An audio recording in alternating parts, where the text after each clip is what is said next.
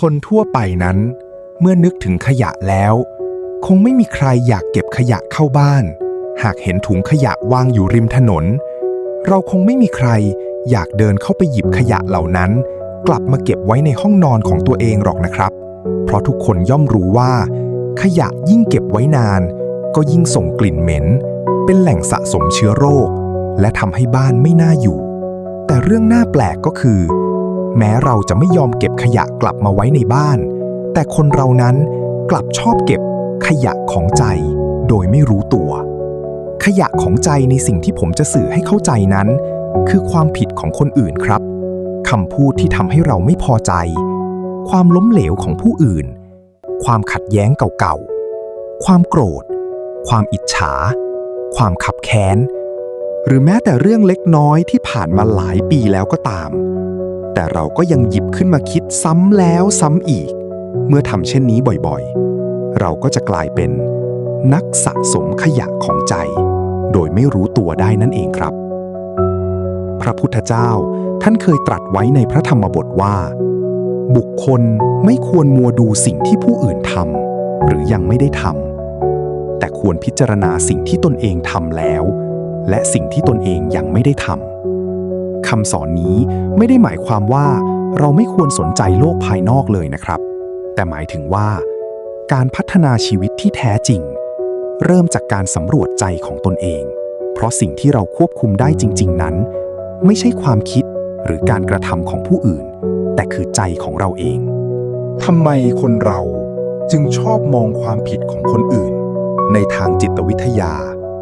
มีแนวคิดหนึ่งที่เรียกว่าการเปรียบเทียบทางสังคม Social Comparison มนุษย์มักเปรียบเทียบตัวเองกับผู้อื่นโดยอัตโนมัติเพื่อประเมินคุณค่าของตนเองเมื่อเห็นคนที่ด้อยกว่าบางครั้งเราอาจรู้สึกว่าชีวิตตัวเองดูดีขึ้นทันตาเมื่อเห็นคนที่เหนือกว่าเราอาจเกิดความอิจฉาสร้างความกดดันหรือความรู้สึกว่าตนเองยังไม่ดีพอขึ้นมาได้ครับนอกจากนี้สมองของมนุษย์ยังมีกลไกสัญชาตญาณที่เรียกว่า negativity bias ความลำเอียงเชิงลบซึ่งทำให้เราตอบสนองและดักจับเรื่องราวในแง่ลบได้ไวเป็นพิเศษสมองจึงมักโฟกัสไปที่ข้อผิดพลาดข้อมูลด้านลบหรือพฤติกรรมที่ไม่ดีของผู้อื่นอยู่เสมอเพราะมันช่วยให้เรารู้สึกเหนือกว่าได้ง่ายกว่าการลงมือพัฒนาตัวเองแต่ความรู้สึกดีจากการเห็นคนอื่นผิดพลาดนั้นเป็นเพียงความพึงพอใจชั่วคราวไม่ได้ทำให้ชีวิตเราดีขึ้นจริงสักหน่อยจริงไหมครับพระพุทธศาสนาอธิบายเรื่องเดียวกันนี้ว่าเป็นการทำงานของโลภะโทสะและโมหะกิเลสในใจเรานั้นไม่ได้สั่งให้เราดูใจตัวเอง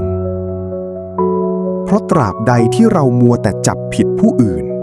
เราก็จะไม่มีเวลามองเห็นกิเลสและความบกพร่องของตนเองได้เลยเราทุกคนเคยเป็นแบบนี้กันบ้างไหมครับ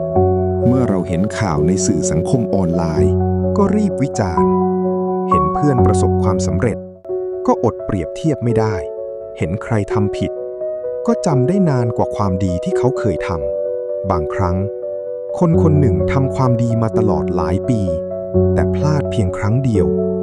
เรากลับจำแต่ความผิดครั้งนั้นตรงกันข้าม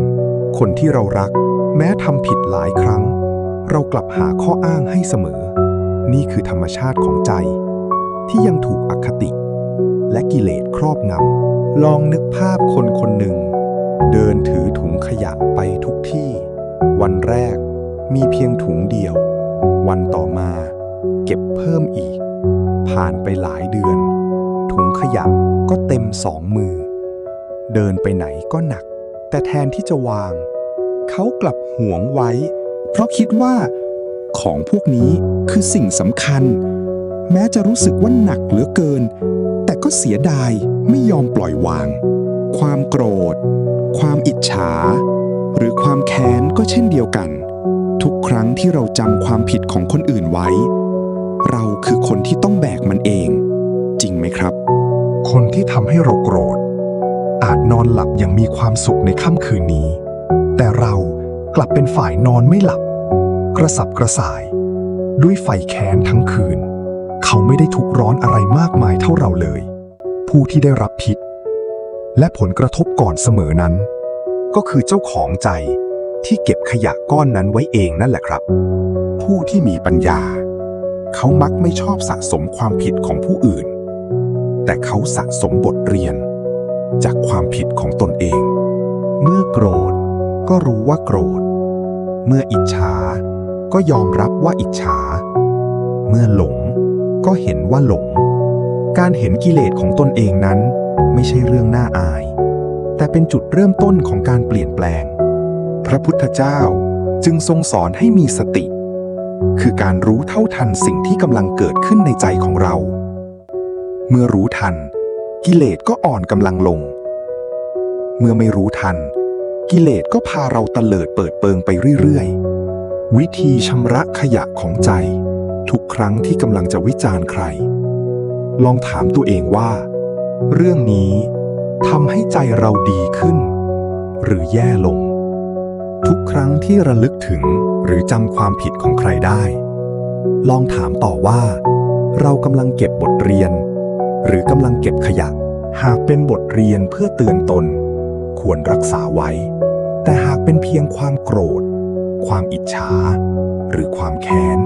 ก็ควรวางลงทันทีการให้อภัยนั้นไม่ได้แปลว่าเราต้องเห็นด้วยกับความผิดนั้นแต่หมายถึงการคืนอิสรภาพให้ตัวเองไม่ยอมให้ความผิดของคนอื่นกลายมาเป็นภาระหนักอึ้งที่ใจเราต้องแบกรับอีกต่อไปสิ่งที่ควรรักษาไว้แทนที่จะทำตัวเป็นถังขยะคอยรองรับและสะสมความผิดพลาดของผู้คนลองเปลี่ยนมาสร้างสมบัติและคุณค่าให้ใจของเราระหว่างขยะของใจสิ่งที่กิเลสชวนให้เก็บกับสมบัติของใจสิ่งที่คนมีปัญญาสะสมควรจำไว้ว่าการชนะใจตัวเองและรักษาความสงบภายในไว้ได้มีค่ามากกว่าการชนะการโต้เถียงกับคนทั้งโลก